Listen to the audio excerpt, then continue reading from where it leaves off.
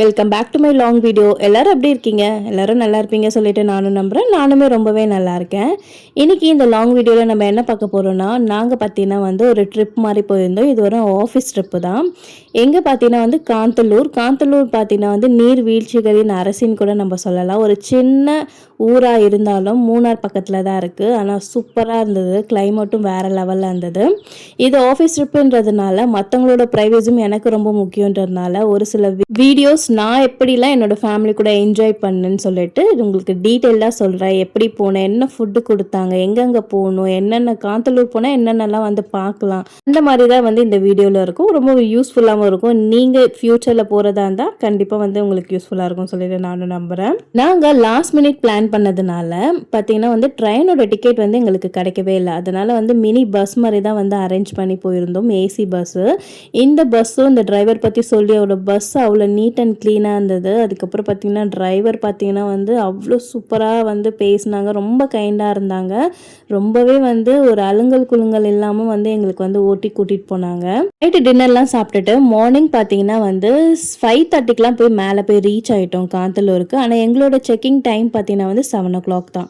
So அது வரைக்கும் எங்கள் ரூமில் வேறு யாரோ இருந்தாங்க போல். அதனால் எங்களுக்கு வெயிட்டிங் ரூம்லாம் கொடுத்து வச்சுருந்தாங்க.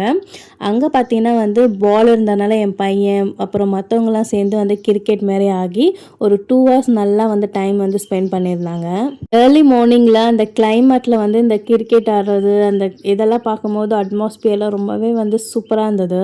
நாங்கள் இயர்லியாக போயிட்டதுனால டீ மட்டும் அரேஞ்ச் பண்ணி கொடுத்துருந்தாங்க. நாங்கள் 6 ஃபேமிலியாக போயிருந்தோம். ஆனால் 7 ரூம் கிட்டே எடுத்தோம். 2 வில்லா மாதிரி கொடுத்துருந்தாங்க. ஒரு வில்லா பார்த்தீங்கன்னா 2 பெட்ரூம், ஒரு ஹாலு, ஒரு கிச்சன் அந்த மாதிரி இருந்தது. இன்னொரு வில்லா பார்த்தீங்கன்னா 5 பெட்ரூம், ஒரு ஹாலு, ஒரு கிச்சன் அந்த மாதிரி ரொம்ப பெருசாக இருந்தது. இது சுற்றி பார்க்கும்போது பார்த்தீங்கன்னா நல்லா க்ரீனிஷாக இருந்தது. ப்ளஸ் பாறைங்க அந்த மாதிரி மலை மாதிரி இருந்தது. ரொம்பவே வியூ சூப்பராக இருந்தது. மார்னிங் எழுந்து வெளியே பார்க்கும்போது ரொம்ப சூப்பராக இருந்தது.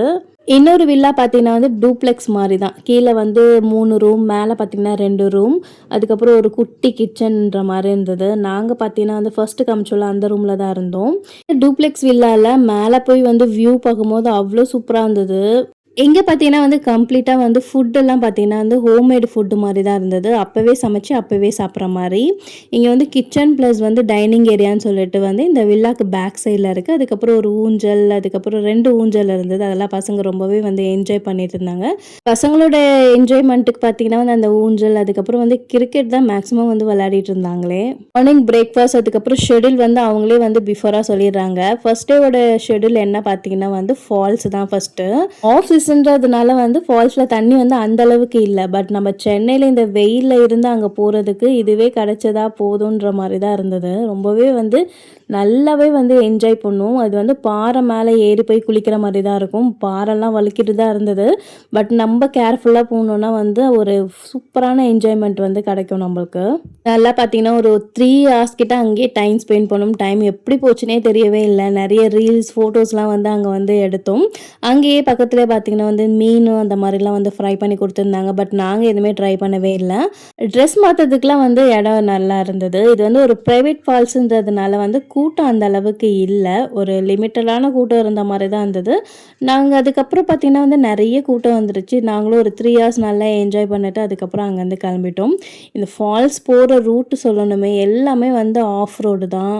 ஜீப்பில் போன அந்த எக்ஸ்பீரியன்ஸ் பற்றி சொல்லி ஆகணும். எல்லாமே இந்த ஒத்தையடி பாதைன்றாங்க பார்த்தீங்களா, அந்த மாதிரி தான் இருந்தது. ரொம்ப இந்த ரோடு பார்த்தாலே உங்களுக்கு தெரிஞ்சிருக்கும் எப்படி இருக்குது சொல்லிட்டு. ஃபுல்லுமே அந்த மாதிரி தான் இருந்தது. பட் இதுவும் ஒரு நைஸ் எக்ஸ்பீரியன்ஸாக தான் இருந்ததுன்னு சொல்லிட்டு நானும் சொல்லுவேன். மலைக்கு கீழே தான் இந்த ஃபால்ஸ் இருந்ததுனால மலையிலேருந்து இறங்கி ஏறும்போது ரொம்பவே சூப்பராக இருந்தது அந்த எக்ஸ்பீரியன்ஸு.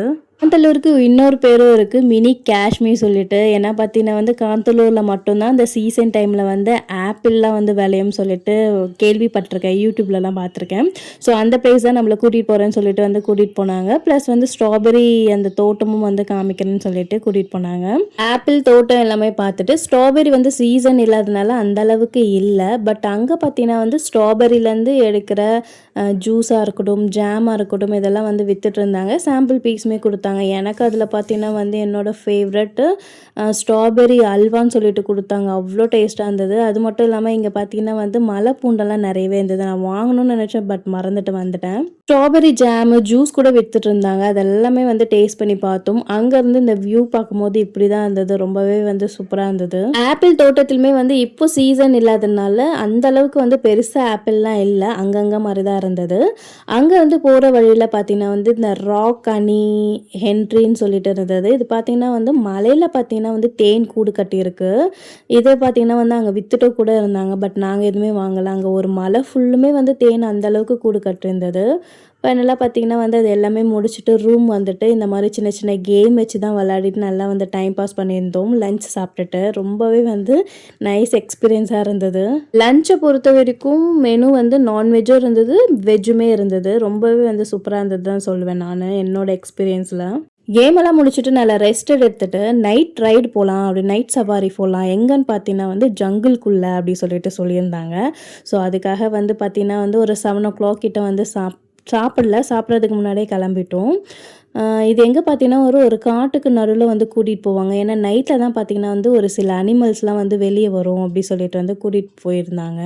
இந்த எக்ஸ்பீரியன்ஸ் பற்றி சொல்லியே ஆகணும். ஏன்னா வந்து இந்த இந்த வண்டியோட வெளிச்சத்தில் தான் வந்து ஒரு காட்டுக்குள்ளே வந்து ஒரு வண்டி போயிட்டுருக்கு. நாங்கள் பார்த்தீங்கன்னா வந்து மொத்தம் 3 ஜீப் கிட்ட வந்து போயிருந்தோம். ஐய்யய்யோ! நாங்கள் தான் வந்து ஃபர்ஸ்ட்டு போகிறதுனால வந்து பயமா இருந்தது. ஏன்னா போகும்போது அந்த டிரைவர் சொல்லிட்டே இருந்தாங்க, இந்த சைடு தான் யானை வரும். அந்த மாரி வந்து எல்லாம் சொல்லிட்டு இருக்கும்போது நம்மளுக்கு எப்படி இருக்கும்? எங்களோட லக்கு நாங்க ஃபர்ஸ்ட் போனதுனால வந்து பைசன வந்து பார்த்தோம். எங்களுக்கு பின்னாடி வரவங்க வந்து பார்க்க முடியல. ஏன்னா அந்த லைட் வெளிச்சம் பட்டோனே அதுங்க வந்து போயிடுதுங்க. நெக்ஸ்ட் பார்த்தீங்கன்னா வந்து காட்டுல இருக்க மான் வந்து பார்த்தோம். நல்லா கொம்பெல்லாம் நீட்டிட்டு ரொம்பவே வந்து ஆக்ரோஷமா இருந்த மாரி தான் இருந்தது. அது லைட் வெளிச்சம் பார்த்தோனே போயிடுது. அதுக்கப்புறம் இந்த டெட் எண்டு போயிட்டு எங்கள வந்து டான்ஸ் வேற ஆட சொன்னாங்க. என்னடா இதுன்ற மாரி தான் ஆயிடுச்சு. ஒரு சைடு பயம் இருந்தாலும், ஒரு சைடு வந்து நல்ல எக்ஸ்பீரியன்ஸா இருந்தது.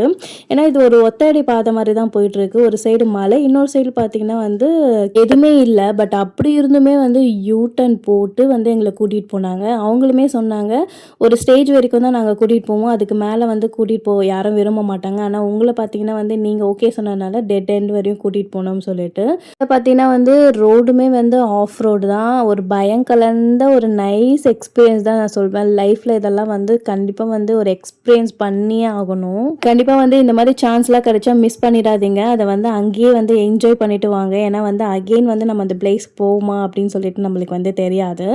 அதுக்கப்புறம் வந்து ரூம் வந்துட்டோம். ரூம் வந்ததுக்கப்புறம் டின்னர் எல்லாமே சாப்பிட்டுட்டு ஃபயர் கேம்ப் தான் வந்து போட்டிருந்தாங்க. இன்னைக்கு பார்த்தீங்கன்னா வந்து ஃபால்ஸ், அதுக்கப்புறம் வந்து ஜங்கிள் சஃபாரி போனதுனால ரொம்பவே டயர்டாக இருந்தது. கொஞ்ச நேரம் மட்டும் வந்து டான்ஸ் ஆடிருந்தாங்க. என் ஹஸ்பண்டுக்கு டான்ஸே வராது. ஆனால் அவர் ஏதோ ட்ரை பண்ணிட்டு இருந்தாரு. அதையும் நான் உட்காந்து பார்த்துட்டு இருந்தேன். ஏன்னா எனக்கு செம்ம டயர்டாக இருந்தது. ஹோப் இந்த வீடியோட எண்டுக்கு வந்துட்டோம். இந்த வீடியோ உங்களுக்கு ரொம்பவே பிடிச்சிருக்கும்னு சொல்லிட்டு நானும் நம்புகிறேன். ரொம்ப இன்ட்ரெஸ்டிங்காகவும் இருந்திருக்கும்னு சொல்லிட்டு நம்புகிறேன்.